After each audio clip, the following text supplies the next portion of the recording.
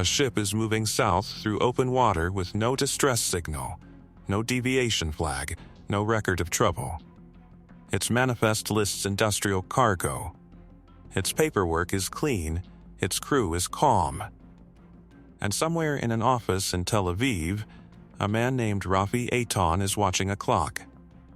He is not watching it the way you watch a clock when you are waiting for something good.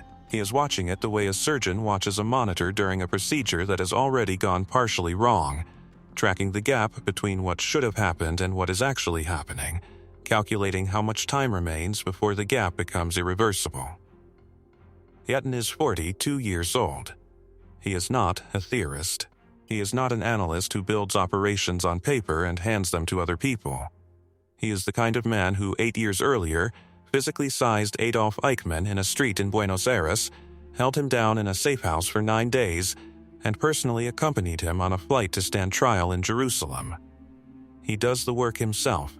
He understands, at a bone level, that the distance between a successful operation and a catastrophic one is almost always one variable that no one planned for. Right now, that variable is inside Uranium's administrative offices in Brussels, and it has a 4-day head start on him. Something for you before we go further, since you clearly cannot get enough of stories like these. Our limited edition ebook covers the operational methods behind Mossad's covert acquisition programs, the specific cases, and the outcomes, the full pattern this operation was one expression of. Scan the QR code on the screen to grab your copy, or click the link in the description. Then stay with us. This story is just getting started. Here is the thing most people do not know about nuclear non-proliferation in 1968. The system was not designed to stop a determined intelligence service. It was designed to create enough friction that commercial actors, mining companies, shipping firms, industrial buyers would find a legal transfer more trouble than it was worth. It assumed that the people trying to move nuclear material were motivated by profit, and that profit-motivated actors respond to paperwork barriers. It did not assume Mossad. The Dimona reactor, buried in the Negev desert 50 miles south of Beersheba, had been producing plutonium since the mid-1960s. Not much, by weapons program standards, but enough to tell Israel's leadership that the program was viable, that the physics worked, that the engineering worked, that what was needed now was scale. Scale required uranium. Yellowcake, processed uranium oxide, the feedstock that goes into the reactor, gets irradiated, and comes out as spent fuel that can be reprocessed into weapons-grade plutonium. You cannot make plutonium without it. You cannot skip this step. There is no workaround. France had been supplying it. Quietly, under a bilateral arrangement that suited both governments, France wanted a regional partner. Israel wanted material, and the arrangement existed in the comfortable gray zone where neither party had to say out loud what it was actually doing. Then, June 1967 happened. The Six-Day War ended with Israel's decisive military victory and France's political decision to distance itself from Tel Aviv. President de Gaulle imposed an arms embargo, the bilateral arrangements cooled, and the uranium deliveries, which had never been formally acknowledged, quietly stopped. The Dimona reactor kept running, but its stockpile of feedstock had a finite life. 18 months, maybe 24 if consumption was rationed. After that, the program either found new supply or it stopped. And stopping at this stage was not an option that Israeli leadership was prepared to consider. Rafi Eitan's problem was not finding uranium. There was uranium available. The world in 1968 had no shortage of it. Belgium's Union Miniere du Haut-Katanga had been mining the ore from what was then the Congo for decades. The same deposits that had supplied the Manhattan Project. The same material that had gone into the bombs dropped on Japan. They held hundreds of tons of processed yellowcake in European storage, commercially available, sitting in a warehouse waiting for a buyer with acceptable documentation. The problem was the documentation. Euratom, the European Atomic Energy Community, required verified end-use certificates for any nuclear material transfer above a threshold quantity. A Belgian company selling 200 tons of yellowcake needed to know who the buyer was, what they intended to do with it, and where it was going. The documentation would be reviewed. The transaction would sit in a registry. An Israeli buyer would be flagged the moment the application crossed a desk. A front company registered in Israel, or with any traceable connection to Israeli procurement networks, would produce the same result. Whatever entity purchased this material had to be genuinely European, real enough to pass scrutiny, complete enough to answer follow-up questions, clean enough that no reviewer would feel the need to dig further. Eitan spent 4 months building that entity. Not one company, a chain of them. A West German petrochemical firm as the purchasing vehicle, an Italian paint manufacturer as the declared end user, a Liberian trading company as the shipping agent, each one real enough to pass its layer of review, each one a closed loop that would not point toward the next layer. The money, approximately $3.7 million, moved through banking channels that were anonymous by design, not by accident. Union Miniere reviewed the paperwork. They found nothing unusual. They approved the sale. 200 tons of yellowcake was scheduled for loading in Antwerp. Declared destination, Genoa, Italy, the operation was on paper complete. 3 days before loading, a Uranium inspector raised a flag. Not about the purchase documents. Those were clean. The flag was about the end user. The declared Italian recipient was a paint company, a legitimate business with a physical address and a functional telephone number. But it had no documented history of importing nuclear precursor materials at commercial scale. 200 tons of yellowcake was not a quantity that a paint manufacturer needed. The volumes were implausible for the declared use. The inspector wrote an internal note. The note was assigned to a supervisor for review. The review was expected to take 4 to 6 days. Loading in Antwerp was scheduled to begin in 3. Eitan received word through a contact embedded in Uranium's administrative structure. Not a recruited agent, not someone on payroll. Simply a person whose professional role gave him visibility into internal correspondence. The flag existed. It had not yet reached anyone with authority to act on it. But it was moving through the system, and the system, however slowly, was moving toward the ship. The original crew of the Schiersberg A, the German merchant sailors who had been operating the vessel, received their notice in Rotterdam. New ownership was taking possession. They were being paid out and released. No explanation beyond a change of hands, no reason for them to ask questions, and no reason for anyone to give them answers. They cleared the ship and went home. What they did not know, the 12 men who replaced them were not merchant sailors.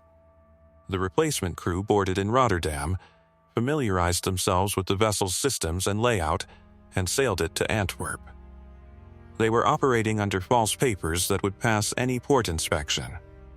Their orders were to load the cargo, clear the harbor, and reach a specific set of coordinates in the eastern Mediterranean within a specific window of time.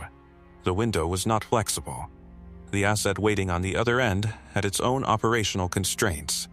It could not hold position indefinitely without its presence becoming noticeable. On November 16, the drums began going into the hold. 560 steel containers, each stenciled Plumbat, stacked in the cargo bay of a ship crewed by men whose real names appeared nowhere in any shipping registry. The Schiersberg A had cleared Antwerp harbor and was moving into the North Sea. The Uranium flag was still in review. Eitan did not know how long that would remain true. The inspector's note was 4 days old. The supervisor's review could conclude at any moment. If it escalated, if someone with authority contacted a coastal station or issued a hold order before the Schiersberg A reached Gibraltar, the ship would be carrying 200 tons of illegal nuclear material in European waters with a crew of Mossad operatives and paperwork that would not survive a serious inspection. That was one problem. The second problem was time. The receiving vessel was already in position in the eastern Mediterranean, holding a commercial course that would only stay plausible for so long. A ship that loiters in open water without a declared purpose eventually attracts attention. From port authorities tracking traffic patterns, from naval vessels running standard patrol routes, from other commercial operators who noticed the same vessel in the same area across multiple days.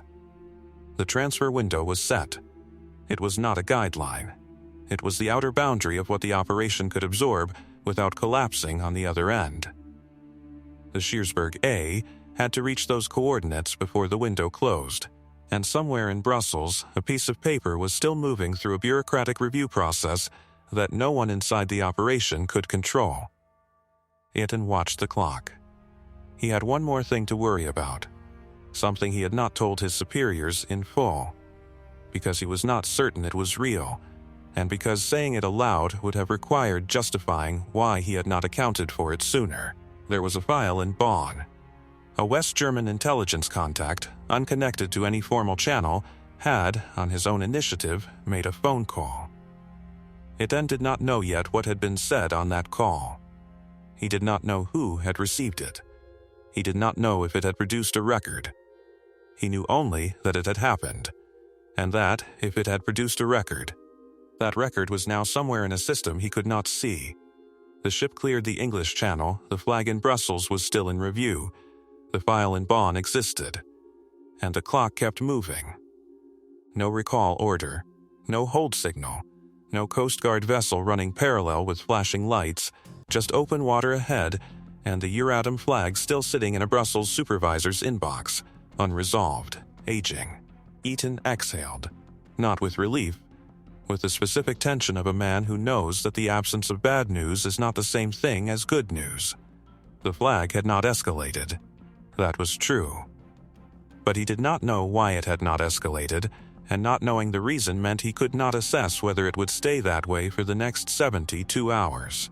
He needed it to stay that way for exactly 72 more hours. The plan from this point was, on paper, the simplest part of the operation. The Siersburg A would continue southeast through the Mediterranean. At a set of coordinates northwest of Cyprus, it would rendezvous with the waiting Israeli freighter. The cargo, 560 drums, 200 metric tons, would transfer between vessels using crane equipment. The Israeli ship would proceed to Haifa. The Siersburg A would continue empty toward Turkey, where it would surface under a new name with a cover account of having been briefly seized by unknown parties. Simple. Staged, clean on the surface. What Iten had not fully disclosed to the Operational Planning Committee, and this is the part that matters, is that the crane transfer had never been tested at the weight volumes the operation required. It had been rehearsed on a training vessel in controlled conditions with a partial load. The rehearsal had gone adequately. Adequately, in intelligence planning language, means it worked until it didn't, and the point at which it didn't was outside the parameters being tested. 200 metric tons across open water, in November sea conditions, between two vessels maintaining station with engine power that had not been tested. It had been calculated. There is a difference between a calculation and a test, and Iten knew that difference better than almost anyone in his organization. He had flagged it. Once, in a written assessment. The flag was reviewed, accepted as a known risk, and the operation was approved. He had not flagged it a second time, because flagging a risk twice, in the institutional culture he operated within, was read as a loss of operational confidence, and Rafi Iten could not afford to be read that way. Not on this operation. Not now. Inside the ship, the man running the crane was a naval operative who had spent 11 years working cargo transfer in Israeli military logistics. His name in the operational file was a cover designation. His real name is not in any public record connected to this operation. He was good at his job, genuinely good, not bureaucratically assessed as good. He had been chosen for that reason. He had also been awake, with brief interruptions, for 61 hours by the time the Siersburg A entered the eastern Mediterranean. Sleep deprivation does not announce itself. It does not arrive as a feeling of incompetence. It arrives as a subtle narrowing, a reduction in the bandwidth available for processing unexpected variables. Decisions that would normally trigger a pause get processed as routine. Anomalies that would normally prompt a second check get absorbed and filed. The crane operative knew he was tired. He did not know how tired. That distinction would matter. On the second day of Mediterranean transit, a different problem surfaced.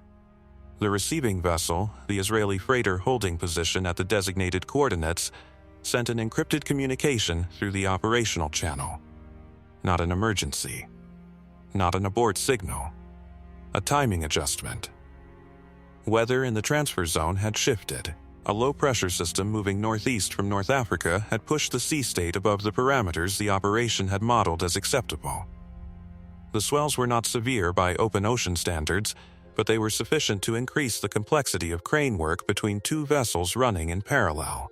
The receiving vessel's captain had assessed the conditions and was recommending a 12-hour delay. A 12-hour delay meant the transfer would begin at dawn rather than midnight. It meant the operation's most sensitive phase, two ships running side by side with cargo moving between them, would occur in morning light rather than darkness. It meant any vessel within visual range would have a clear line of sight. Eitan received the communication in Tel Aviv. He read it twice. He pulled the nautical charts for the transfer zone and the traffic pattern assessments his team had built during the planning phase. He identified the commercial shipping lanes that ran within relevant proximity. He calculated the likelihood of an unplanned vessel appearing within visual range during a 6-hour transfer window in morning light. The probability was not zero. He sent back a one-word response. Proceed as scheduled. The 12-hour delay was denied. The receiving vessel's captain, who was operating under his own chain of command, which intersected with Eitan's authority but was not subordinate to it in every dimension, did not immediately comply. He sent a second communication, this one less a recommendation and more a professional objection. He itemized the conditions. He noted that the crane transfer at full load in current sea state carried risks that the operational planning had not fully accounted for. He stated that a delay of 12 hours would reduce those risks substantially without significantly altering the strategic outcome. He was correct. On the merits, he was correct. Eitan's response was not on the merits. It was operational. The window on the receiving vessel's presence in that area was calculated. A 12-hour extension pushed the vessel's holding time into a range where its position would become anomalous to anyone tracking Mediterranean traffic patterns with any seriousness. The risk of the delay was not weather. The risk of the delay was visibility, not of the transfer itself, but of the waiting ship. He denied the delay a second time. The captain complied. This is the moment, looking back, where the operation began to carry weight it had not been designed to carry. Not catastrophically. Not in a way that anyone in the operational chain would have described as a crisis. But the crane operative was 61 hours without proper sleep. The sea state was above the modeled parameters. The transfer window was unchanged. And the captain of the receiving vessel had just been overruled twice on a professional objection he had every reason to be making. The rendezvous occurred on the night of November 24. The Shearsburg A altered course at 2200. Minimal deviation, enough to reach the coordinates, not enough to read as intentional on any tracking system that was paying attention. The receiving vessel was in position. The gunboats, running dark, took up their perimeter stations. The crane began. The first 12 drums transferred without incident. Weight distribution was correct. The cable tension was within operational range. The crane operative was managing the relative motion between the two vessels with practiced adjustment. On the 13th lift, the swell shifted. A wave sequence, not a rogue wave, nothing dramatic. Simply an irregular pattern in the existing swell that no one had predicted at that specific moment, pushed the Shearsburg A 4 degrees off its heading. The crane arm, mid-lift, overcorrected. The drum swung outboard over the gap between the two hulls, suspended above black water at an angle that exceeded every parameter the crane operative had been trained to manage. For 11 seconds, the drum hung there. The crane operative did not panic. Panic would have been safer in a way. Panic would have produced a loud and unambiguous signal that others could respond to. What the operative produced instead was a sustained, effortful, sleep-deprived calculation about how to recover a 350-kilogram drum from a position that should not have been reached. He made 4 micro-adjustments in those 11 seconds. The 4th one worked. The drum came back inboard. It was set down. It was not dropped. But something shifted in the operative after that. Not visibly. Not in any way that his colleagues on deck could have identified in the moment. He became, in the language that operational psychologists would later use to describe this category of decision-making under stress, conservative. He slowed his pace. Not dramatically, a few additional seconds per lift, a longer pause between drops, an extra check on the cable tension before each ascent. Over 547 remaining drums, those seconds accumulated. The transfer that had been planned for 4 hours and 30 minutes extended to 6 hours and 22 minutes. The completion time pushed past Nero 5030. First light in the eastern Mediterranean in late November arrives around 06,012. The gunboat commanders recalculated. Their assessment: the margin had contracted to 42 minutes between transfer completion and sufficient light for visual identification from any vessel within 8 nautical miles. 42 minutes was inside their accepted threshold, but it was not the 2-hour buffer the operation had been built around. Here is what the midpoint of Operation Plumbat actually looked like, stripped of the framing that later accounts would give it. A crane operative running on inadequate sleep had slowed a transfer by nearly 2 hours because a drum nearly fell into the Mediterranean on the 13th lift. A naval captain had been overruled twice on a weather objection that was professionally sound. The transfer was completing in contracting light rather than the darkness the operation required. And somewhere in Brussels, an administrative review that had been open for 8 days had still not produced a written resolution, which meant it was still open, still capable of generating a downstream consequence that no one in the operation could predict or intercept. The cargo had not arrived. It was still above water, still moving between ships, still in the gap.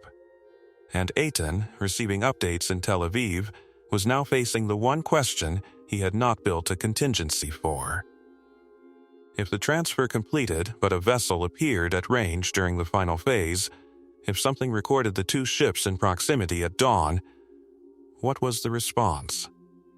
He did not have one. He had planned for interception before the transfer. He had planned for abort before rendezvous. He had planned for forensic tracing after completion. He had not planned for a witness who was not close enough to intervene, but close enough to remember. The drums kept moving. The sky was beginning, barely to change. Lift, swing, drop, check. 412 remaining. 411. The crane operative was not counting. He had stopped counting after the 13th lift, after the drum over the water, but the tally was being tracked by a second operative stationed at the hold entrance with a clipboard and a torch held low against his thigh so the light would not carry. The gunboat commanders were tracking a different number.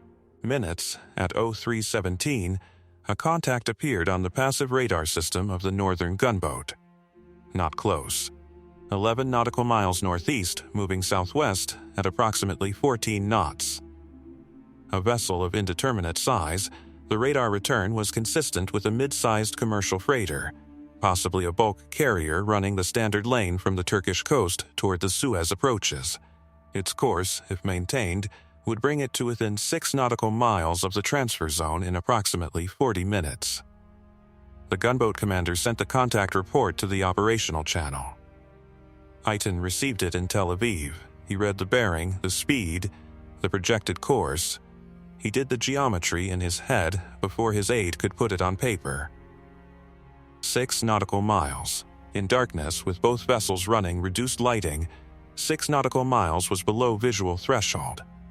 The contact would pass south of the zone, register nothing unusual, and continue towards Suez. He sent back a hold and monitor instruction. Do not alter the transfer pace. Watch the contact. What he did not know, what the passive radar system on the gunboat was not capable of resolving at that range, was that the contact had already altered its course. Not toward the transfer zone. not deliberately. The bulk carrier, a Greek-flagged vessel running agricultural cargo from Thessaloniki, had adjusted its heading 20 minutes earlier to avoid a fishing fleet that had drifted across its lane without lights. The adjustment was minor. 2 degrees. Correcting back within the next 30 minutes was standard seamanship. But 2 degrees, across 11 nautical miles at 14 knots, added up to a projected closest point of approach that was now 4 nautical miles rather than 6. Still below visual threshold in darkness, still not a crisis. Except the transfer was running 2 hours behind schedule. The closest point of approach that had been calculated as occurring safely during full darkness would now occur at approximately 05,048. 11 minutes before transfer completion, 19 minutes before first light. No one in the operational chain had connected those 2 facts yet.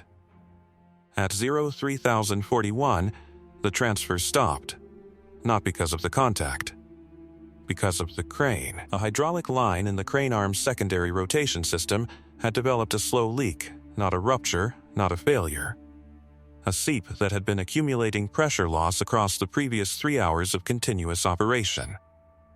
The crane operative felt it in the arm's response before his instruments confirmed it. The arm was moving, but it was moving with a half-second lag on lateral swing that had not been there at the start. He brought the arm to rest. He signaled the transfer hold. He climbed into the housing to look at the line himself. The assessment took 9 minutes. The line was not failing. It was degraded. It could continue operating, but under reduced load, meaning the drums would need to go across one at a time rather than in the paired configuration the later phase of the transfer had been using to accelerate the pace. Single drum transfer for the remaining 141 drums. The crane operative reported this up. The revised completion estimate came back, 0620, assuming no further interruptions. 06,020 was 8 minutes after first light. On the receiving vessel, the captain received the revised estimate and did something that was not in his orders. He called his second officer to the bridge and told him, quietly, to have the crew prepared to receive cargo at accelerated pace. More hands on the receiving end, faster positioning, reduced confirmation protocols between drops. He did not report this adjustment up the operational channel. He implemented it and said nothing. His reasoning was professional and clean. If the crane could only manage single drum transfers, the bottleneck was not the crane. It was the time spent positioning each drum after it landed. Faster deck handling on the receiving end would compress the gap. He was correct. It would save time. What he did not know because he had not been informed, because the contact report had gone to Aten in Tel Aviv and not to the receiving vessel, was that a bulk carrier was closing from the northeast. His crew, now moving faster and with less confirmatory protocol on the receive side, were making more noise, not dramatically. But a working deck in the small hours of a Mediterranean night carries sound across flat water further than most people expect. The bulk carrier's closest point of approach was 4 nautical miles. At that range, deck noise does not carry. But light does, and the receiving vessel's crew, moving quickly in the darkness, had left a deck hatch open that they would not have left open under the original protocol. Light from below, diffused in low, was spilling onto the water on the vessel's port side. At 04,058, the gunboat commander reported the revised closest point of approach, 4 nautical miles, 05,048. Transfer completion at 06,020. The numbers were in the channel simultaneously for the first time. The operational picture assembled itself, and what it showed was this. A vessel would pass within 4 nautical miles of the transfer zone at 05,048, and the transfer would still be in progress. In Tel Aviv, Atan looked at the numbers for 12 seconds without speaking. His aide asked if he wanted to issue an abort. Atan said no. He said it without the pause that the question deserved. He said no because the operational reflex, the one built over 20 years of decisions under pressure, told him that abort meant exposure. Abort meant the Shearsburg A continuing to Genoa with 200 tons of uranium that had no legitimate buyer. Abort meant a receiving vessel that had been holding position for 2 days, returning to Haifa with nothing. Abort meant the operation's architecture, the front companies, the paperwork, the crew swap, sitting exposed and unused, generating questions the moment anyone looked at the ship's routing history. Abort was not survivable, not cleanly. He issued a different instruction. The gunboats were to close the perimeter, not intercept the contact. That was not an option, and he did not consider it, but tighten the screen. If the contact altered course again and moved inside 3 nautical miles, the transfer would pause and both vessels would separate to standard commercial spacing until the contact passed. The transfer continued. At 05,031, the crane completed its second-to-last drum. The bulk carrier was 6 minutes from its closest point of approach. The deck hatch on the receiving vessel was still open. The light spill was still there, faint and diffused, on the port side. The gunboat commander saw it on his approach to tighten the perimeter. He radioed the receiving vessel. Hatch, port side. Close it. There was a pause on the channel. 11 seconds. Then confirmation. The hatch closed. At 05,044, the bulk carrier reached its closest point of approach, 4 nautical miles and 30 meters. It passed southwest without altering course. No signal, no searchlight, no change in speed. Its bridge watch officer, in a log entry that would later be examined by investigators and found to contain nothing of operational significance, noted the time, the bearing, and the sea state. He did not note any unusual vessels. He had not seen any. At 05,053, the final drum transferred. The crane arm retracted. The lines between the 2 vessels were cast off. The receiving vessel began to move, slowly at first, then, with gathering speed, heading northeast toward Haifa. On the Shearsburg A, the Mossad crew began their own procedures. The hold was empty. The manifest would need to be altered before the ship reached Iskenderun. The cover account, unknown armed boarding, cargo removed, crew unharmed, needed to be consistent with the physical evidence on the ship. No drag marks. No blood. No documentation that connected this vessel to the transfer coordinates. The crane operative sat down on a coil of rope near the hold entrance. He had been standing, moving, calculating for 6 hours and 22 minutes. He set his hands on his knees and looked at the hold floor. It was 05,059. First light was 11 minutes away. And then the receiving vessel's captain, now 2 nautical miles northeast and accelerating, sent a final communication to the operational channel. Not a status report. Not a confirmation of cargo receipt, a question. He asked whether Ayton had received the full contact report from the northern gunboat. Not the revised closest point of approach report. The initial report. The one sent at 03,017, 11 minutes before Ayton had issued the hold and monitor instruction. The captain had seen something in the timing. The bulk carrier's course adjustment, 2 degrees. 20 minutes before the gunboat first detected it, would have been visible on the contact's own radar return as early as 0305. 12 minutes before the gunboat reported it. 12 minutes in which the contact was already closing and no one in the operational channel had flagged it.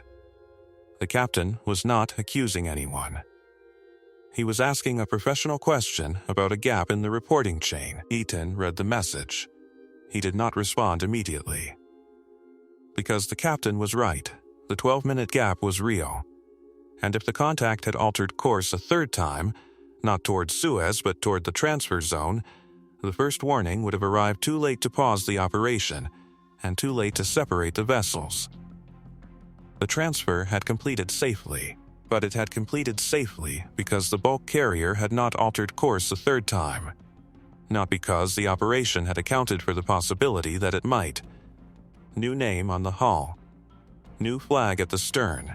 New captain with new papers standing on the dock explaining to Turkish port authorities that his vessel had been boarded in international waters by armed men who spoke no language he could identify, who removed the cargo without violence, who left without explanation or demand.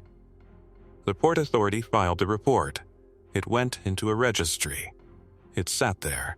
No one in Iskenderun had any reason to connect a routine maritime incident report to a Belgian nuclear material shipment that had departed Antwerp 16 days earlier and had not yet been reported missing.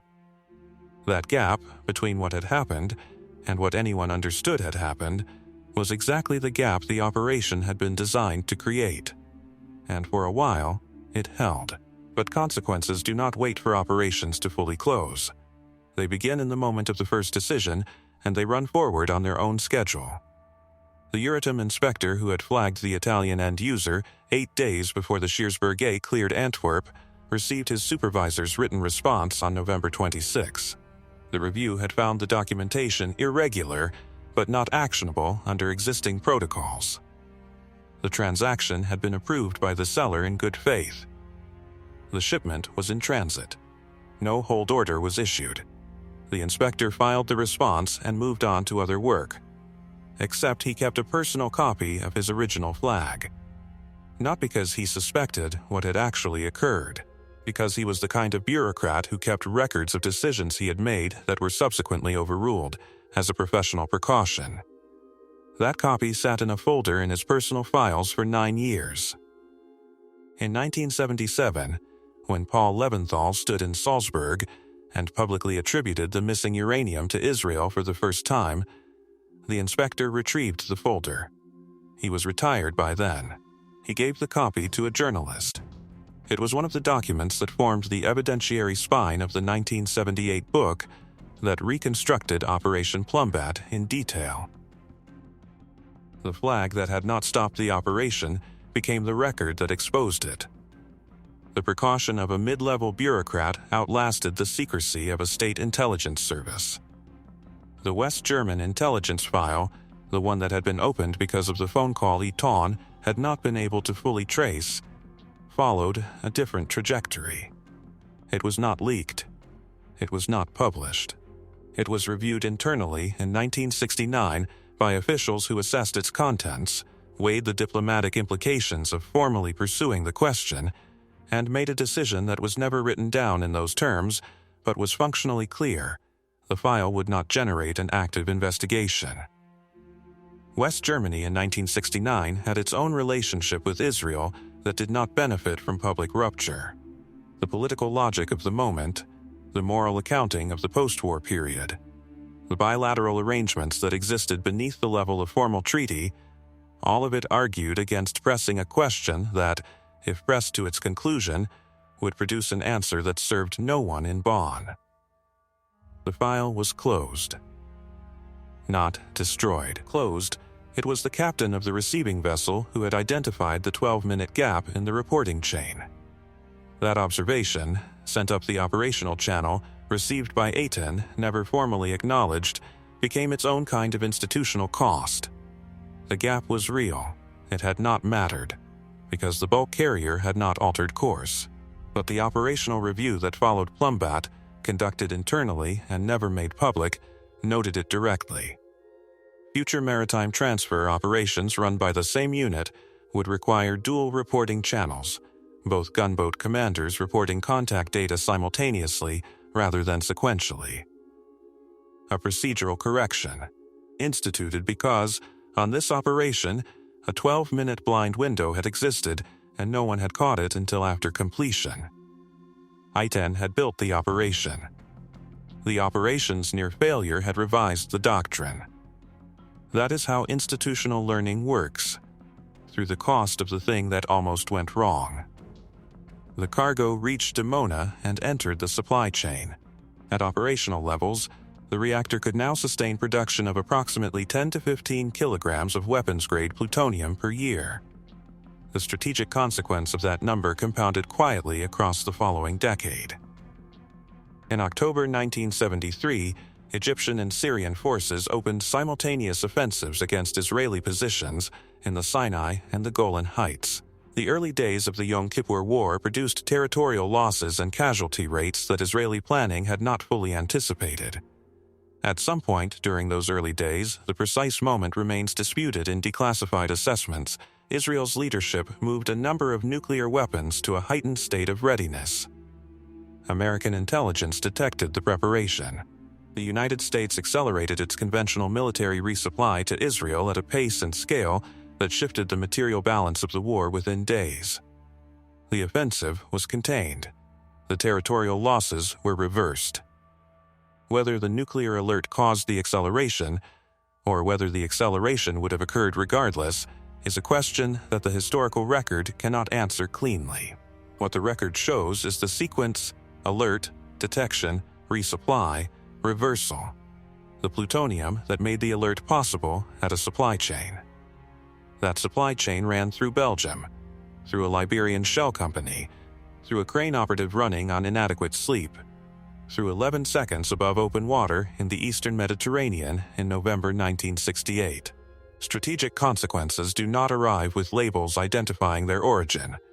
They accumulate and express themselves in moments that look, from the outside, like decisions made in the present. Rafi Eitan spent the years after Plumbat working other operations. He was, by every institutional measure, a successful intelligence officer. He rose. He ran other programs. He made other decisions under pressure. He was never publicly connected to Plumbat in a way that required official response. Israel's policy of nuclear ambiguity extended, as a matter of institutional practice, to the operations that supported it.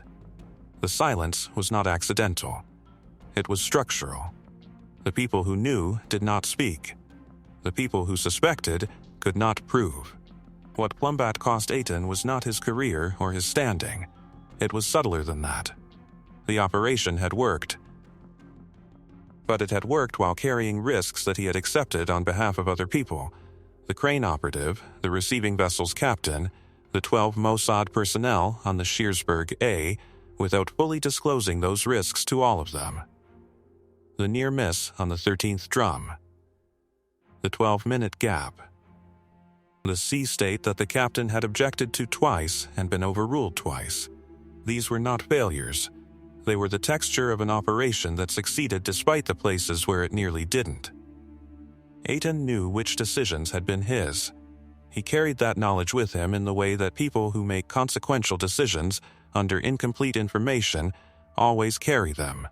Not with regret exactly, but with the precise and permanent awareness of the distance between the outcome and the outcome that could have occurred.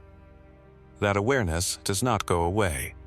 It becomes part of the calculation for the next operation, and the one after that. It is the price of the method, paid privately, by the person who built it. Plumbat did not exist in isolation. It was built on a doctrine: the use of layered commercial cover, front companies, and maritime transfer to acquire materials that no open channel would provide, that had been developing inside Mossad's procurement architecture for years before 1968, and that continued developing for years after. The cases that built and refined that doctrine are not in any public file. Some of them are in the ebook in the description below. What we put together covers the operational methods, the specific cases, and the outcomes of Mossad's covert acquisition programs. The full pattern that Plumbat was one expression of. The link is in the description. If this episode reached you, subscribe. There is more operational history here that does not appear anywhere else.